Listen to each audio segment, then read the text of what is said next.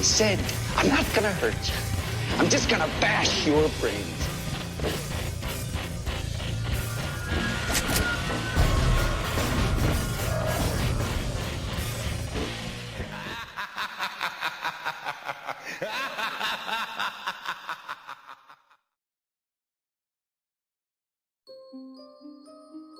While attempting to decide what game I would play and review next, out of my now just over 1,200 video game collection, I rounded up a handful of spooky games and let a friend make the choice for me. Unfortunately for me, they chose Buffy the Vampire Slayer for the Xbox. Now I'm just kidding, I actually was pretty happy my friend picked this game out. It's been sitting on my shelf for a while and I've always been kind of curious to throw it in the Xbox and see what it was like. And to be totally upfront with you guys, I actually really like the show. Whoa, I mean, who left that window open, letting in the breeze? Wait a second.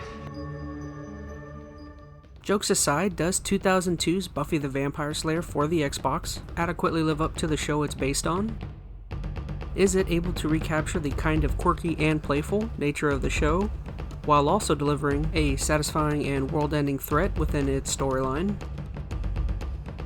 So go grab your Scooby Gang and tell your watcher what's up. And don't forget Mr. Pointy, because we're about to dust this review of Buffy the Vampire Slayer.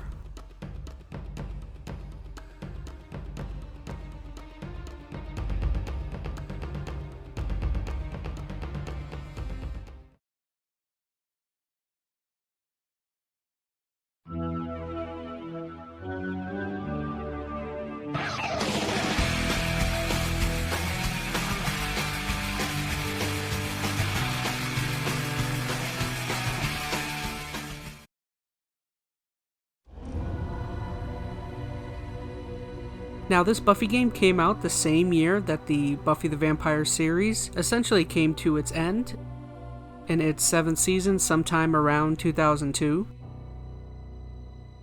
Just in terms of time and place, I don't think this game, though, takes place anywhere near Season 7. I'd say, in my opinion, I think this game is actually meant to take place somewhere around Seasons 2 or 3. And just to recap for anyone who has not watched the show, I am now, with ludicrous speed, going to summarize everything that's super majorly important that'll get you caught up on Buffy the Vampire Slayer, the show, and also the game. Within the Buffy the Vampire Slayer universe, there are essentially girls that are selected to be slayers. A once-every-generation woman who protects the world from vampires or other creepy demonic beings or creatures going around killing humans, or otherwise just seeking an end to the world. Buffy Summers is the heroine of the show and game. She has just moved to the fictional town of Sunnydale in California, of which uncoincidentally happens to be a hellmouth, or contains a closed entrance to hell. This hellmouth is essentially the big bad of the entire TV show, being the main reason evil is attracted to Sunnydale. The only other main antagonist within the TV show I would say would be a character called the Master. He's basically just an old as heck vampire who's the leader of the Ancient Order of Aurelius, which is a group that worships the Old Ones, pure breed demons that once walked the earth but now reside in a different dimension.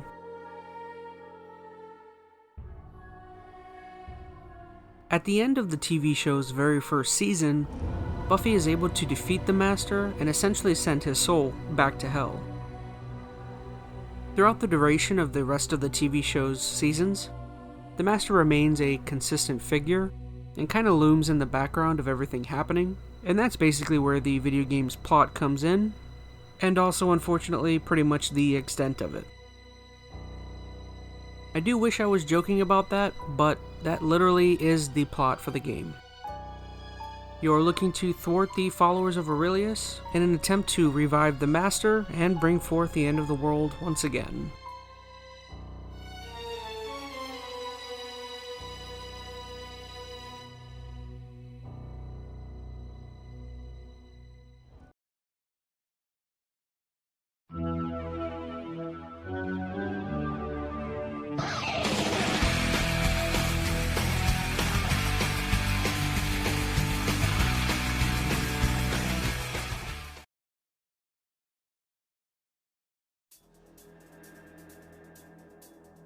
Okay, so I find myself really enjoying doing these 3 positive, 3 negative aspects sections for my reviews, so I'm gonna do it again. I'm gonna start with my positives first, like I always seem to do. But before I go, I would like to be upfront with you guys and honest and just say I found it kind of hard to pick out 3 positives from the game. Now take that as you will. Anyways, here we go. My first positive for the game would just overall be the voice acting. Just about every main character from the TV show is in the game and reprises their role. And while a lot of the lines and deliveries don't quite live up to the TV show, for the most part the actors seem to give it their all, and there's no absurdly bad job done by any of the voice actors, so the game semi-succeeds in recreating characters from the TV show. Did you notice how that positive for me kind of sounded a little backhanded? Well, you're going to notice a theme here. Positive number 2 for me is actually going to be a specific item. It's a weapon known as the Reaper. A 2-sided handheld blade. It is gifted to you by Giles, your watcher and teacher, sometime just before the halfway point of the game. Acquiring this weapon is pretty great, mainly due to the fact that up until the point you get it, throughout the game you mostly are using wood-based weapons that are constantly breaking. Things like stakes and mops and other weird items. But the Reaper? Nah man, nothing can beat that thing. When you do get it within the game, it almost feels like you're kind of acquiring the Master Sword of Buffy. It can't be destroyed, and mid-battle it can take off enemies' heads clear off. Later on in the game it can be upgraded to essentially act as a boomerang. I mean, once I kind of got it, it kind of became the only weapon I used, so it pretty much negates all the other weapons you have. Positive number 3 for me is going to be maybe the first half to 2/3 of the game. Primarily due to the fact that in that first half to 2/3, a lot of the places you are or things you're doing take place in a familiar setting and further builds upon the TV show. You get to explore and move around places like Sunnydale High, Angel's Mansion, and even the Bronze. There's definitely a point in the game where the environments start to become mystical and unfamiliar. And when that started to happen, I did kind of disconnect with the game just a little bit.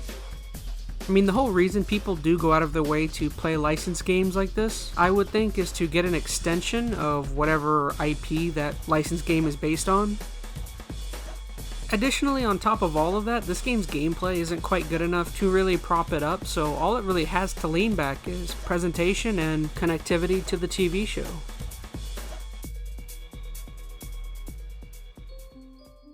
Well, it's time. Let's go ahead and get into my 3 negatives. My first negative with the game is going to be its platforming sections. I feel like in other reviews I've done recently, I've also complained about platforming in those games. So it could just be that I'm not a big fan of platforming in general, at least when it comes to a game that technically doesn't classify itself as a platformer. Platforming is just one of those things that when it's not done well, it really sticks out and just doesn't feel right. Buffy on Xbox also has a ridiculous difficulty spike at the very end, and not even in terms of its combat. All of its difficulty spike is exclusively, for me at least, was platforming. Unfortunately, this is just one of those games where, especially towards the end, but for the most part, anytime you miss a jump or a platforming section, it almost always means death, and you're gonna have to restart the whole level over again. I mean, look at this crap. How the hell was I supposed to know the floor was gonna give way there?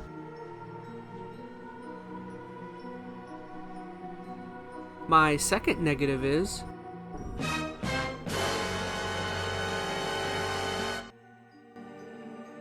Angel's character design is kind of shockingly bad, and for some reason his design is the only one that is bad. Every other character in the game at least looks close to their TV show counterpart. Whoever worked on his character model must not have liked David Boreanaz very much. Or maybe they were jealous that he had Buffy. Yeah, that's what I like to think happened. My third and final negative for the game is how samey and unfortunately monotonous the game feels through and through. Most of the environments are pretty similar. I mean, you have like cemeteries, mausoleums, warehouses, and other places you would expect. But like I said earlier, the game is most fun when it's in an environment from the TV show. And like the environments, the mission types are very similar and seemed to get repeated throughout. Mainly there were only 2 mission types to each level. You're either going through an area just to make it to the end to retrieve some sort of mystical item, or you're chasing an enemy through a level, moving room by room, clearing out enemies, or solving pretty basic button pressing puzzles.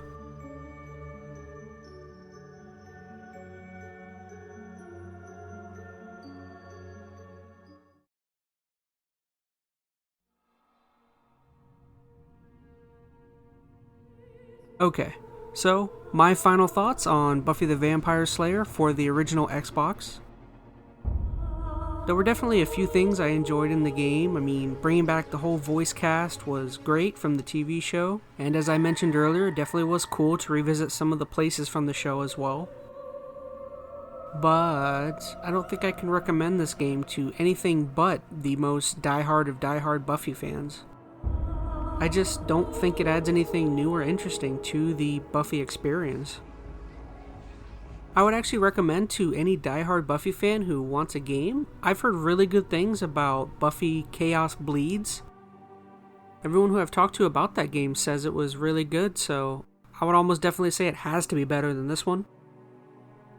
I mean, don't get me wrong, this game won't ever go down as one of the worst games ever, or it isn't an absolute catastrophe, but it is pretty average. Of which I will say is almost sometimes worse than being awful, because a lot of times an awful game is more memorable than an average one. At least that's my opinion. What do you guys think about Buffy, whether talking about the game or the TV show? Feel free to comment, and I'd love to hear back from you. Anyways guys, thank you for joining me for this Halloween special. I do have one other video that I'm working on, so I'm going to try and have that out on Halloween, so keep an eye out. And as always, I just want to say thank you so much for watching. I love you, please be safe, keep it spooky, and I cannot wait to see you guys on the next EnteR ChazmaN. See you guys.